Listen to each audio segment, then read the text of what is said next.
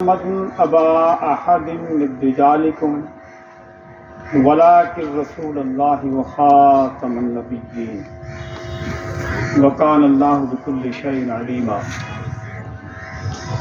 قال النبي صلى الله عليه وآله وسلم: أنا خاتم النبيين لا نبي بعدي. صدق الله العظيم وصدق رسوله النبي الكريم صلی اللہ علیہ وآلہ وسلم. جناب رانا محمد ایوب طاہر صاحب، پرنسپل سکول ہادہ، جناب فرق پرویز صاحب، محترم اساتذہ کرام، عزیز طلباء، اللہ تبارک و تعالیٰ کا ہم پر یہ بہت بڑا فضل اور کرم ہے کہ اس نے ہمیں انسان پیدا کیا ہے. عزیز طلباء، آپ کو معلوم ہے کہ اللہ نے بہت سی مخلوقات پیدا کی ہیں.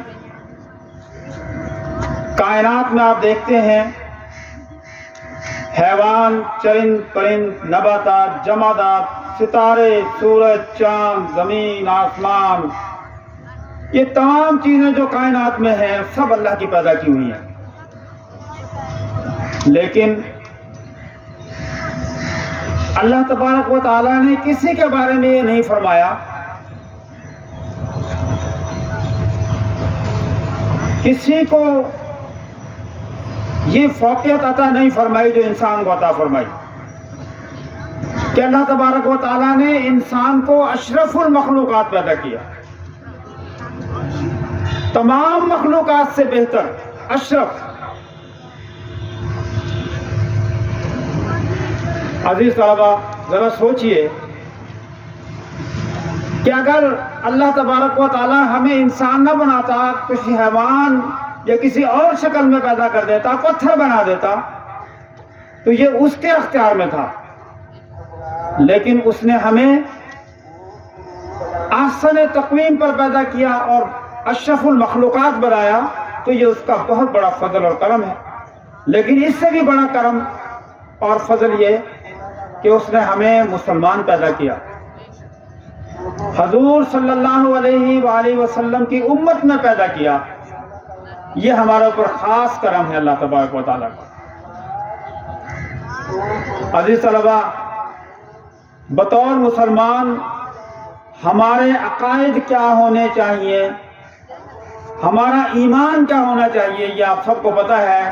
میں صرف دہرائی کے لیے آپ کو بتا رہا ہوں کہ ہم بطور مسلمان یہ عقیدہ رکھتے ہیں کہ اللہ ایک ہے، اللہ وحدہ لا شریک ہے، اس کا کوئی شریک نہیں، نہ صفات میں نہ ذات میں. اور وہ ہستی ہمیشہ سے ہے اور ہمیشہ رہے گا. نہ اس کو کسی نے جنا اور نہ اس نے کسی کو جنا، لیکن تمام کائنات اسی کی پیدا کرتا ہے. وہ کسی کا محتاج نہیں اور تمام کائنات اسی کی محتاج ہے. وہ بے نیاز ہے، جو چاہے کرتا ہے. وہ کلمہ کن کہتا ہے اور جو کچھ کرنا چاہتا ہے وہ ہو جاتا ہے. عزیز طلباء، نبی کس کو کہتے ہیں؟ نبی وہ برگزیدہ انسان ہے جس کو اللہ تبارک و تعالیٰ نے اپنے فضل سے منتخب کر لیا ہے بندوں کو اس کی خبریں، اس کا پیغام پہنچانے کے لیے. اور نبی صرف اللہ تبارک و تعالیٰ کے فضل سے ہی نبوت عطا ہوتی ہے. اللہ تبارک و تعالیٰ نے اپنے بندوں کی ہدایت کے لیے اللہ کا پیغام، اس کے احکامات بندوں تک پہنچانے کے لیے حضرت آدم علیہ السلام سے لے کر حضور نبی کریم صلی اللہ علیہ وآلہ وسلم تک 1,24,000 پیغمبر کم و بیش اس دنیا میں مبعوث فرمائے کہ وہ اللہ کا پیغام، اس کے احکامات اس کے بندوں تک پہنچائیں۔ عزیز طلبہ، ایک بات یاد رکھیں کہ اللہ تبارک و تعالیٰ نے حضرت آدم علیہ السلام سے لے کر حضرت عیسیٰ علیہ السلام تک جتنے انبیاء اس دنیا میں بھیجے، وہ تمام انبیاء کسی خاص علاقے کے لیے، کسی خاص وقت کے لیے تھے۔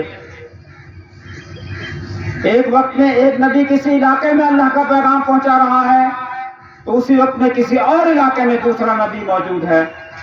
ہر نبی اپنا اپنا کام اپنے اپنے علاقے میں کر رہا ہے، اور جب اس کا وقت پورا ہو گیا تو اللہ تبارک و تعالیٰ نے اس کو اپنے پاس بلا لیا، پھر اور نبی بھیج دیا۔ ان انبیاء میں سے کچھ انبیاء کو اللہ تبارک و تعالیٰ نے خاص مرتبہ عطا فرمایا اور انہیں رسالت کا منصب دیا، رسول بنایا۔ عزیز طلبہ، آپ سوچ رہے ہوں گے کہ نبی اور رسول میں فرق کیا ہے؟ تو یاد رکھیں کہ نبی جو ہوتے ہیں وہ نئی شریعت نہیں لے کر آتے،